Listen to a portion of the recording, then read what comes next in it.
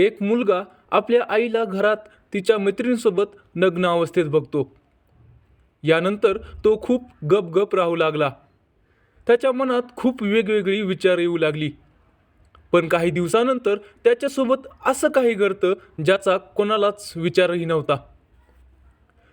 कुठे घडली ही घटना आणि काय आहे प्रकरण, चला पाहूयात आजच्या व्हिडिओमध्ये.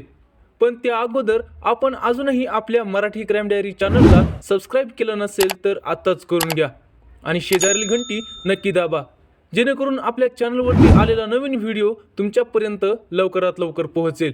तर चला सुरुवात करूयात.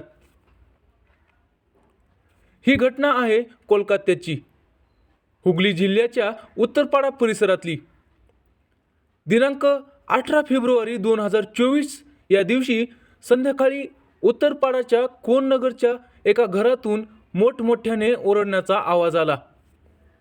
माहिती अशी समोर येते की चौथीत शिकणाऱ्या एका 10 वर्षाच्या मुलाचा, ज्याचं नाव श्रेयांशू आहे, याचा खून झाला आहे. आणि खूनसुद्धा असा तसा नाही, त्याच्या डोक्यावर विटांनी आणि जाड वस्तूंनी वार करून, तर त्याच्या हाताच्या नसा कापून आणि चाकूने मारून. या घटनेनंतर कुटुंब अस्वस्थ झाले होतं. या घटनेची माहिती मिळताच उत्तरपाडा पोलीस घटनास्थळी पोहोचले. त्यांच्यासोबत फॉरेन्सिक टीम सुद्धा आली होती. त्यांनी पाहणी करून पुरावे गोळा केले. प्रकरणाचा तपास तातडीनं सुरू होता. पण एवढ्याशा चिमुकल्याच्या हत्येमागं काय कारण असू शकतं हे कोणालाच समजत नव्हतं. श्रेयांशूची जेव्हा हत्या झाली तेव्हा घरी कोणीच नव्हतं. त्याचे आईवडील सुद्धा कामावर गेलेले होते आणि या दरम्यान कोणीतरी घरात येऊन श्रेयांशूची हत्या केली. प्रकरणाचा तपास करत असतानाच पोलिसांचं लक्ष एका गोष्टीवर जातं. ती म्हणजे हत्यारा जो कोणी असो तो घरच्यांच्या ओळखीचाच आहे. कारण घरी जो कुत्रा होता तो घरात येणाऱ्या नवीन माणसावर भुंकतो. पण तो भुंकल्याचा आवाज एक वेळ सुद्धा कोणालाच आला नाही आणि घरचं सामान पण जशास तसं होतं. घटनास्थळ पाहून पोलिसांना हे तर समजलं होतं की प्रकरण लूटमारीचं नाहीये, कारण घरातलं सामान जशास तसं होतं. वरून कुत्रा एकदाही भुंकला नाही. यावरून साफ समजत होतं की हत्यारा घरातलाच आहे. पण पुरावा नसल्यामुळं पोलीसही कोणाला सरळ विचारू शकत नव्हती.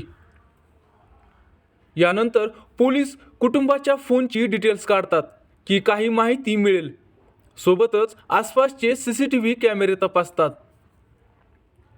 कॅमेऱ्यात त्यांना जेव्हा हत्या झाली आहे त्याच्या काही वेळानंतरच एक महिला घरापासून जाताना दिसली. तिनं तोंडाला मास्क लावलेलं होतं.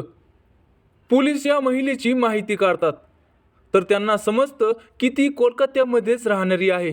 तिचं नाव इशरत परवीन आहे आणि ती हत्या झालेल्या श्रेयांशूची आई शांता शर्माची खास मैत्रीण आहे. पोलिसांना हीच गोष्ट खटकते. यानंतर पोलीस आई शांता शर्मा आणि इशरत परवीनला ताब्यात घेऊन त्यांची कसून चौकशी करतात. पोलिसांसमोर त्यांचं खोटं उघडं पडतं. नंतर दोघींनी मिळूनच श्रेयांशूची हत्या केल्याचं कबूल केलं. पोलिसांनी जेव्हा त्यांना यामागचं कारण विचारलं त्यांनी यामागचा खुलासा केला. खरं तर शांता आणि इशरत या दोघी एकमेकांना लग्ना अगोदरपासूनच ओळखत होत्या. त्यांच्यामध्ये समलैंगिक संबंध सुरू होते. कुटुंबाच्या दबावामुळं शांतानं जबरदस्ती लग्न तर केलं, पण तिच्या मैत्रिणीपासून लांब राहणं तिचं जमत नव्हतं. शांताचा नवरा घराबाहेर गेल्यावर इशरत शांताच्या घरी यायची आणि मग नंतर दोघी एकमेकांसोबत शारीरिक संबंध बनत असायच्या. या संबंधाची माहिती शांताच्या नवऱ्याला सुद्धा झाली होती, पण ही गोष्ट कधी बाहेरही आली नाही.